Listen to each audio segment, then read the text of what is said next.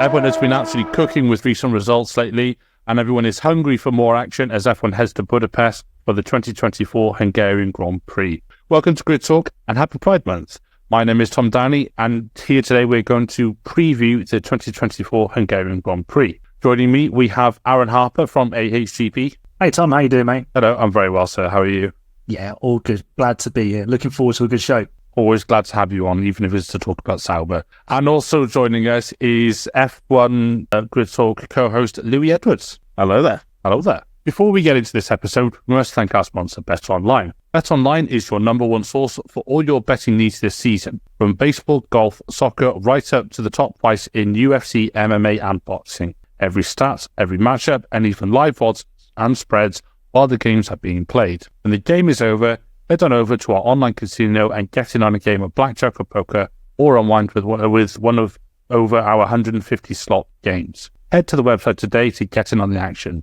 Use the promo code BLEAV for your 50% free bet credit on your first deposit up to $250. Bet online, the game starts here. Also, please be sure to follow us on our socials at Grid Talk UK to stay up to date with the show. So, chaps, we are heading into the 2024 Hungarian Grand Prix. It's the last but one race before the summer break. Obviously, we now have Spa before the summer break. I'm still not okay with that. We have a bit of news which we'll talk about coming up in this show, namely the spring calendar for next season, a couple of driver moves, some confirmed, some rumoured.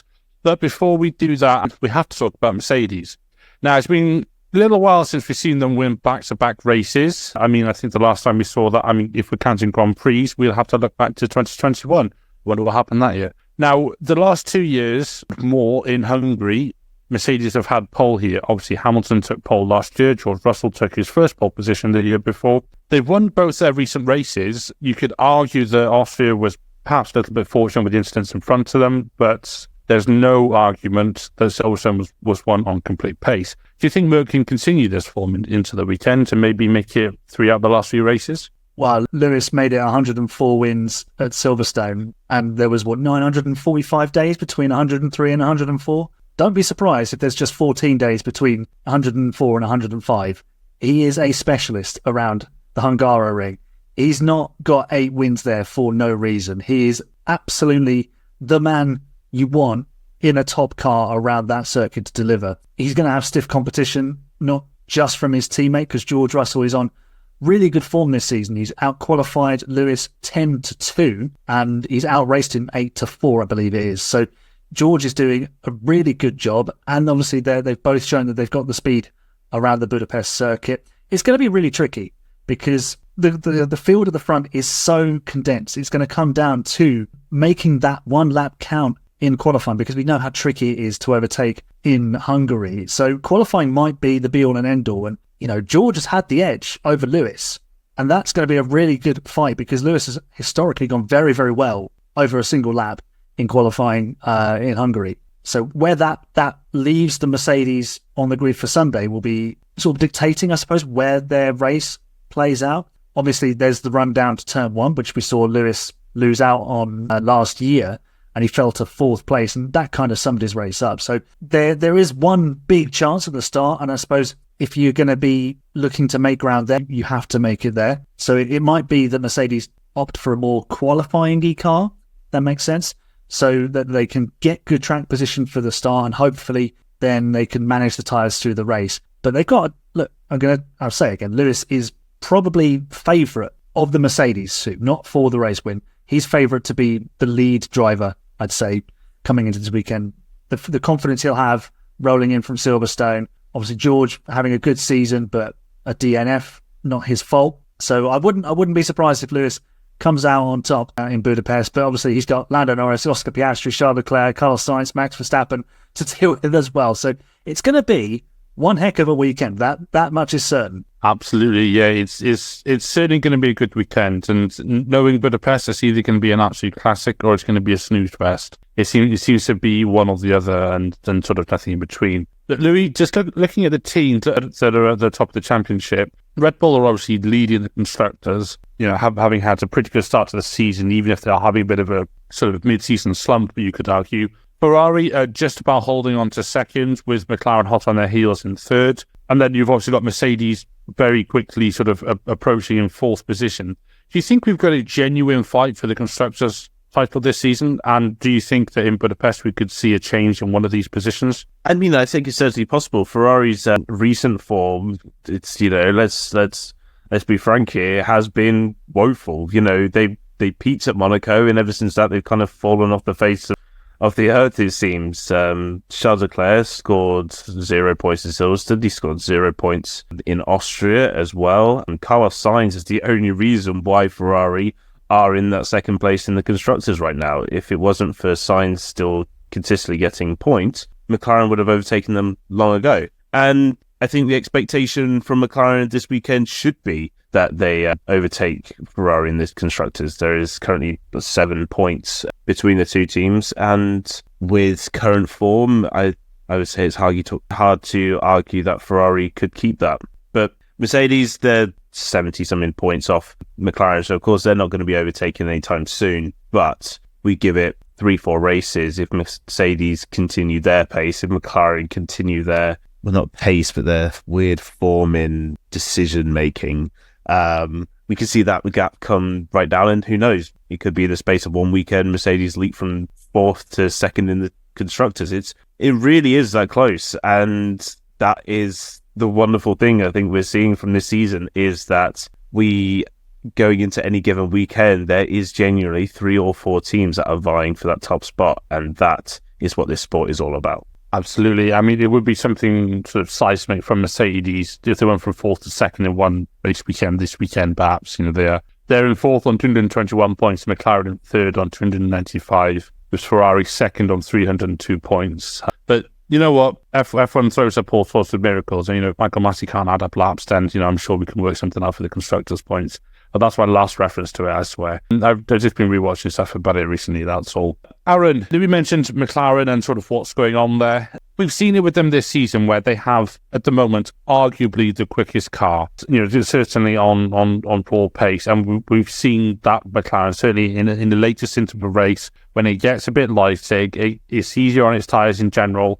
We've seen Lando, I should say, hunting down Max quite a few times, and he obviously has got his first Grand Prix victory in Miami, which we're extremely happy to see. Do you think that McLaren looks like a team that doesn't know how to win at the moment? Because we've seen it more than a few times with them now, where strategy hasn't quite gone right. We saw it in Silverstone with tyres. We've seen it time and time and time again. Do you think something perhaps has changed at McLaren for them to become this consistent winning outfit that we've seen from the likes of Mercedes? I don't necessarily think anything needs to change. I think they just need to be a little bit more, I suppose, sort of confident in how they go about their decision making, and a little bit more sort of firm with it, I suppose. It's very much a team that needs to learn the art of winning. We saw Red Bull go through this sort of 2010 when they suddenly had the fastest car. They were the team to beat, but their drivers kept running into each other and they couldn't sort of sort things out properly. There was a lot of, if you go and watch that season back, there was a lot of interesting plot lines around Red Bull, and it wasn't just because they had the quickest car. McLaren probably at least the fastest, equal fastest with Red Bull, if not slightly quicker or slightly slower, like depending on the race situation. And they've got to go through almost these learning pains, I think it is. We saw it with Ferrari in 2022. There was a team that basically hadn't won for a decade, and they had to go through that process of learning how to win again. And they didn't always get it right. Red Bull, Mercedes, and we saw it in Silverstone. The prime example, if you've got a core of people working within that team that have been through winning and know how to get the job done, they make the right decisions more often than not. The only issue I have with McLaren going through this sort of phase is they almost learn how to lose, and then they never learn how to win because they lose. They get it wrong too often. That's the concern. So if they can deliver the weekend and the victory in Hungary or maybe in Spa, then they can put themselves in that position to start building the blocks of progress in terms of racking up more wins. It's not a case of we need to deliver a car that can win the race. We know they've now got a machine that can beat the Red Bull on equal terms, and they've got two drivers in Lando Norris and Oscar Piastri who could probably very easily get the job done. It's just about that decision-making, executing the strategy, and if they can get qualifying right, I know I said it earlier, qualifying is going to be a big deal I mean, one of the most exciting qualifying sessions of the year is Monaco because it almost entirely dictates the race. Hungary's not far behind because, as they say, it's Monaco without the walls. Get that off your bingo card. So if McLaren can do the business over one lap, they can put themselves in a good position over 70, but they've still got to run the strategy properly. And I think that's where people are going to start sort of trying to hold them to account a bit more. But I have confidence in Andrea Stella. He's very calm. He doesn't get too excited when they win, doesn't get too down when it doesn't quite go their way. He knows what that team is capable of. He trusts in them. And I think that's the key thing, is to trust and empower the engineering team to set the car up properly, deliver the strategy. If it doesn't quite go right, take it away. What can you learn from it? And almost take a leaf out of Mercedes' book. Don't blame any one person for what happened. Blame the issue. How do we fix it together? And that's where McLaren will suddenly make those strides. And when they do, Lando Norris might be very difficult to stop. He is on the verge of reeling off a number of wins in Hamilton and Verstappen style. So if he does crack it this weekend, don't be surprised if he wins Spa as well, because he's gone well around there too. Absolutely. And it's obviously something that we'd all like to see. Well, certainly the three of us, we have a soft spot for McLaren, and by extension, Lando. We'd all like to see him do well. We'd all like to see him sort of on the top step more often, because we all really enjoyed seeing him on the top step in Miami. And yeah, I agree with everything you said. They will get there. I think they just need to go through this sort of pain period, like you said. So yeah, so very, very good points there. Thank you. Louis, Alpine, they started the season, well, they'd rather not talk about it, to be honest. They'd probably rather plead the fifth. But since the sort of mid sort of season of the first half of the season, so since the first quarter really, they have had a bit of an upturn in form. They have started getting points. They seem to have sorted out the weight of their car a bit. It doesn't look quite as horrendous to drive. They are up to the lofty heights of 8th in the Constructors' Championship with a whole 9 points. They have stock on, thankfully. So, it's all looking pretty good for them. As you can tell, I'm not an Ocon fan. Do you think they can continue this form? I mean, like Aaron said, they call Budapest Monaco without the walls. Alpine got some all right points to Monaco, aside from Ocon trying to assassinate his teammate. Do you think they can perhaps pick up a point or two this weekend, or do you think they might struggle? Yeah, I mean, with Alpine have been a team of change this year. We have seen a huge transition. I think it's fair to say we have seen a huge transition from Alpine, not only with their performances on track, because let's face it, their performances were, kind of 2019 Williams-esque, terrible. But now they are, they're back in the mix, but you haven't been brilliant, so they've been helped by that. Williams have kind of dropped the ball a little bit, as well, Aaron will get to that later. So we are seeing an Alpine car that is just, they're back with the pack, they're being more competitive, and I think that's why we're getting excited. Do I think they're going to get points? No. I think that's a simple answer for Alpine. You never know really what to expect going into a weekend. Gasly and Ocon have had their moments getting, either high up in Q2 or even just breaking into Q3. But will that happen again this weekend, as the French say? But they have no idea. But for my sake, I hope they don't, because I've never liked Alpine. Wrong words there.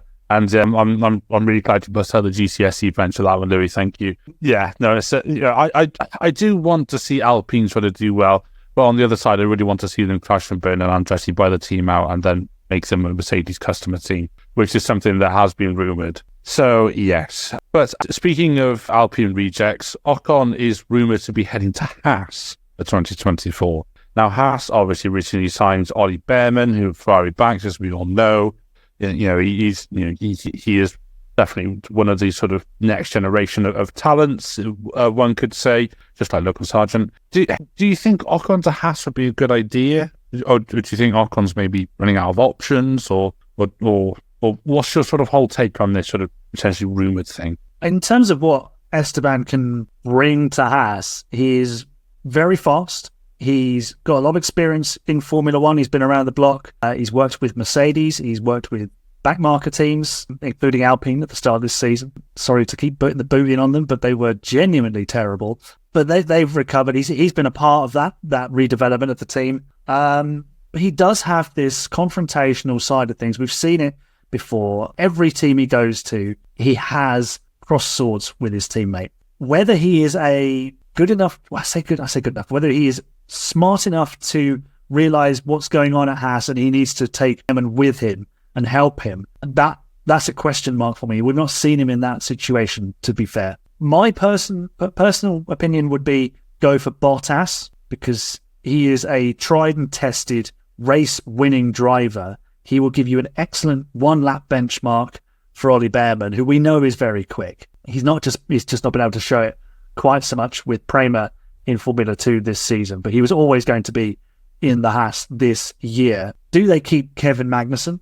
I doubt it. I think there are better options. I've heard Ocon described as a slightly better version of Magnussen. Will be fast, will get you points, will also cross swords with his teammate every now and again and, annoy a few people. But, I mean, he's not a terrible option. I think there are probably better options that are slightly more rounded, but I suppose maybe Ocon is, aside from Carlos Sainz and possibly Sergio Perez, the fastest available driver, if that makes sense. So in terms of actual raw speed, he's probably just about as close as Bottas. There's a couple of other names hopping around, but yeah, the rumour mill suggests that Esteban's going to end up wearing white next season with Haas alongside Ollie Behrman, and Bottas is weird twist going to join James Vowles at Williams. So I bet that was a fun phone call. Gets a phone call from an unknown number. Hello, Valtteri, it's James. Oh no, not you. Hang up. Yeah. Oh yeah. Imagine that phone call.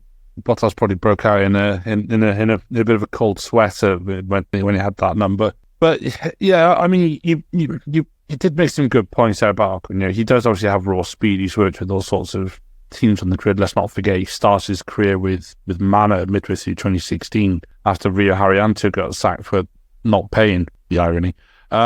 So yeah, there are still a lot of moving parts to silly season this season. And Louis, speaking of sort of silly season, we've still got to look at Carlos Sainz, because we don't really know where he's going. 1 minute he's been rumoured to go to Alpine, the next he's been talked about with Williams, and he drove into the Williams in Canada, so that probably went out the window. Then he's been rumoured about Haas, and he's been rumoured about Audi, and by now Audi aren't happy that they were signed Hulk until 2027 or something like that. So yeah, what does the future hold for Sainz, do you think? Especially when we look at the top teams, which they are all apparently full. I mean, Mercedes apparently has a seat for one season, because Kimi Antonelli will almost certainly be in that car for 2026. I still think it'd be a mistake if he's in it next year. So we can say potentially there's a seat there for Mercedes for next year for one season. Do we rule out Red Bull? Because Perez hasn't had a podium since China. And if this new contract is to be believed, he has clauses where he has to be, I think, within 5 championship positions and 100 points to his teammate at all times. So where could you see Sainz going next year? The mystery of Carlos Sainz continues. It's like some weird Agatha Christie novel. You just don't know what's quite gonna happen. There are so many unknowns in the market. Ocon, as we just spoke about, is one of them, is where he'll end up. I think, to give my 2 cents on the matter, I cannot picture Ocon in Haas, Haas driving gear. It boggles. I was trying to think of it when Aaron was talking about it just then. I'm like, it's the weirdest thing ever. Imagine, it screws with my brain. It's going to be like seeing Hamilton in Ferrari gear next year. Seeing Hamilton in red will just be the strangest thing. But Carlos Sainz is one of the best drivers on the grid, in my personal opinion. And I've said that many times on the podcast before. The fact that he got dumped out of the team, let's face it, the only driver that could have dumped Carlos Sainz out of the team was going to be Lewis Hamilton. And I think he has, I don't know what is, obviously we don't know what's going on with him and his management and what his management is doing in terms of speaking to other teams. But I feel like he has just restricted himself so much in this driver market. I don't know what has been said, but I just have this feeling that he's not been put forward enough. You look at Carlos Sainz, someone who, while being behind Charles Leclerc in the championship, has always been consistent at Ferrari. He may not always get these big results like Charles does, but he's been solid since probably about a third of his way into his Ferrari stint. We had that bit of the gravel Sainz era that kind of came and went. At McLaren, he was incredibly good. He was vastly underutilized at both Toro Rosso and Renault. And now we're at a situation where it's basically 3 backmarker teams are his best option, because Merck, a 1-year deal, he's not going to want that. Sainz is in the F1 for the long run. He's had too much instability in his Formula 1 career. He needs some team that is going to keep him as the number 1 driver, someone to lead the team. So that goes Mercedes. Let's face it, Helmut Marko is a word I can't say on the podcast. He is not going to have Sainz back. It's just Helmut politics. He never does anything logical. He is a word I can't say on the podcast. So where does that leave? As you said, is it with Williams? Maybe. But Albon is their established driver, and I think they're going to maybe look to bring someone in themselves. RB is an open seat, technically. That's not going to happen again, because Marko is a word I can't say on the podcast. Haas is an option. I could see maybe Carlos Sainz and Ollie Behrman. A Haas, that is a combo.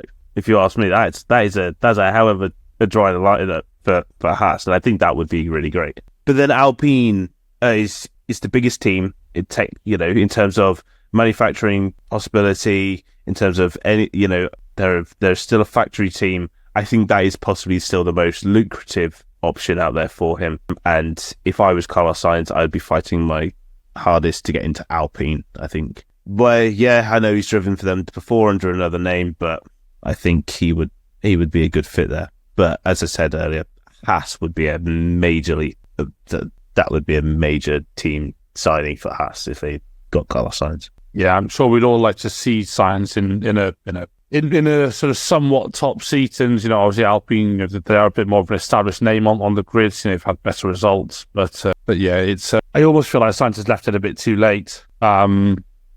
But yeah, it's it's never too late to ask anybody who's listening to this to give us a 5-star rating on Spotify or a 5-star review on Apple Podcasts. And also, if you're one of the 70% of people who aren't subscribed, please do give us a subscribe on YouTube. And drop us a like, notifications when we go live, all that good stuff. There we are. There's the YouTube bit out the way, at least. So, chaps, what are the things to talk about? The spring calendar for 2025. Yeah, it's out. We have 5 races on the calendar next season. Do you remember at one point they were looking to do, I believe, 9 sprints in a season, I think it was? Yeah, that went well, didn't it? So just to run it through very quickly, for anybody listening who isn't aware, we have a sprint in Shanghai in China. That's on the weekend of the 21st and 23rd of March. We have a sprint in Miami on the 2nd to the 4th of May. A sprint in Spa from the 25th to the 27th of July. A sprint in Austin, Texas, so Central Americas, from the 17th to the 19th of October. A sprint in Sao Paulo, so Brazil, it's Lagos. That's always good. The 7th to the 9th of November, and then a sprint in Qatar, which is the 28th to the 30th of November. So, chaps, sprints, do they belong in F1? If they're done properly, yes. The way that they are doing them at the moment is better than it has been. The model we've got at the moment is the best it's ever been. So it doesn't directly impact the Grand Prix. I think people dislike the fact that the sprint would set the grid for the Grand Prix after qualifying. So you have the whole debate of who actually has pole position as a statistic. Last year it was better with the sprint qualifying, but then they sort of needed to revise the parc ferme and the ordering of it all. And I think it's got a nice balance now. I know David Croft, the Sky Sports F1 commentator, is an advocate of a actual sprint championship. And I would be in favour of that, because then you get a specific championship and a set of results for it. You'd have to probably give points to the top 10. It would be interesting. That's for sure, because the drivers would have a specific thing to play for. And you probably need to allocate specific engines as well. They can use in the sprint, things like that. Personally, I'm an advocate of reverse grids. I think if you're not going to have it impact the Grand Prix in terms of it setting a grid, and you've got its own specific qualifying session, there's nothing to stop you reversing all of the grid, because then the teams would design cars that can make ground up because they want those extra championship points. It's tricky. MotoGP did it very differently to Formula One. Formula One is trying to drip feed them in. MotoGP just said, we're doing them at all circuits, get on with it. So they did. I'm not a MotoGP follower, but that's what I saw, and I don't quite know how it's gone down, but I know that's kind of how they did it. It was just, we're doing it, get on with it. So it's tricky because the idea of a sprint sounds great, but the cars just aren't, I say, raceable enough at times on specific circuits. They use the same tyre compound. The tyres last too long. So, I mean, do we bring back Bernie's idea for sprinklers only for the sprints? So it's tricky. But in terms of which circuits they've used, I think they're okay. Miami probably isn't the best. Although the sprint this year was okay. It was all right in the midfield. There was a lot of battling there. Mostly because Kevin Magnussen was driving like a lunatic at points. So, yeah, it was all right. Spa, I think that could be fun. But it's a very long circuit. And it's still an idea that can work if it's executed properly and put at the right circuits. They're just not quite nailing it, and I don't think they're being forthright enough with it towards the teams. I think the teams have too much power, so it's tricky. I mean, there is a space for them to be here. They've just got to be done right, and I think that's the problem. That they're just not. I think you're not going to please everyone. So. Yeah, Louis, tell us what you think. I think I've waffled on long enough there. Yeah, I'd say because of course we have 6 sprint races this year. We're going to 5 next year. There's 6 next year. Wait, is it 6? I thought we said it's 5. It's 6. It's China, Miami, Spa, Kota, Sao Paulo, Qatar. Yeah, my apologies. Yeah. I said 5, but in my head I meant 2025. Oh, sorry.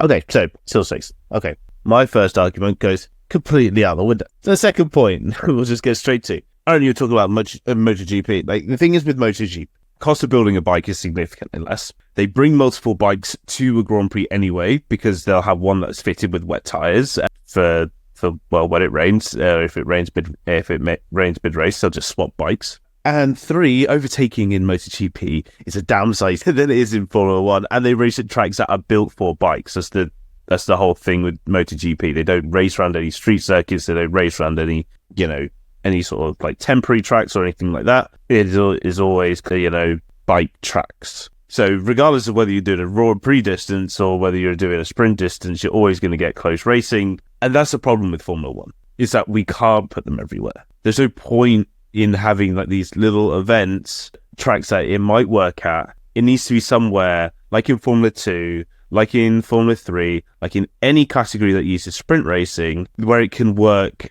universally. And that is, I think, the number one issue that needs to be addressed. So stop going to these stupid street tracks where we can't race properly, or keep going to these tilkodromes that are just boring. And let's make the Grand Prix racing more fun. Let's make the Grand Prix racing more interesting. Let's get it to a point where we are racing around tracks that can overtake, that produce good racing, so it doesn't matter whether we have to pick and choose where the sprints are. We don't have to, think about it. The fact that Austria isn't on the calendar for next year is surprising, but they have stuck with Sao Paulo, which is, again, I think is a big downfall, that we're having to rely on tracks like Sao Paulo to make sprints interesting, because the sprint in China this year was pretty terrible. The sprint in Miami was okay. The sprint in Austria was actually fairly boring, to be fair. And we're now going back to China.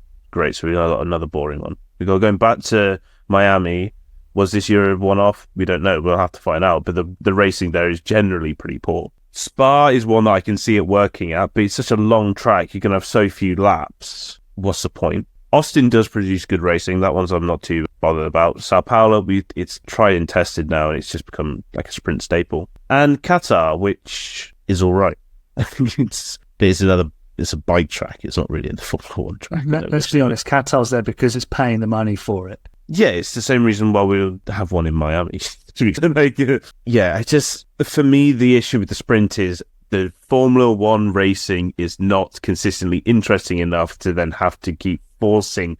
Look at this fun thing. Look at this fun thing that we do on a Friday that makes fun racing, and there's just fun things. No, the Sunday event should be for that. That's what the Sunday event's for. The sprint is a gimmick for the amazing thing that's on. The sprint should be a warm-up. You go to a gig, right? If you're going to a gig, you're seeing the main act. You want to see the main act.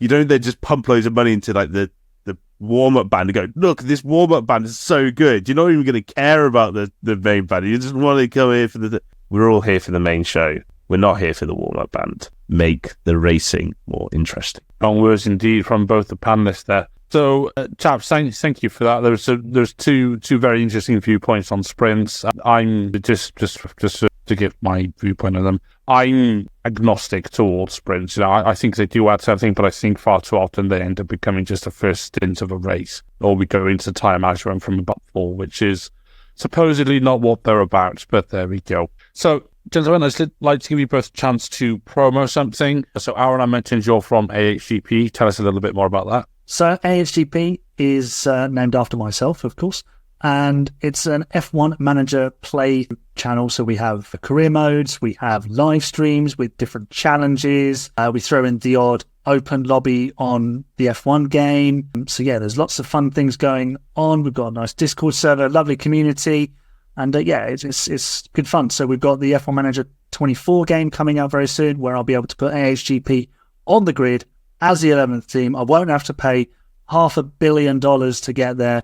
Just buy the game and that's it, you're in. So maybe that's all Andretti need to do. But yeah, I'll be showing that on the channel as soon as the game is released. So come and join in the fun. Absolutely. Do give Aaron do give him a watch. He does some generally funny and interesting content around F1 Manager.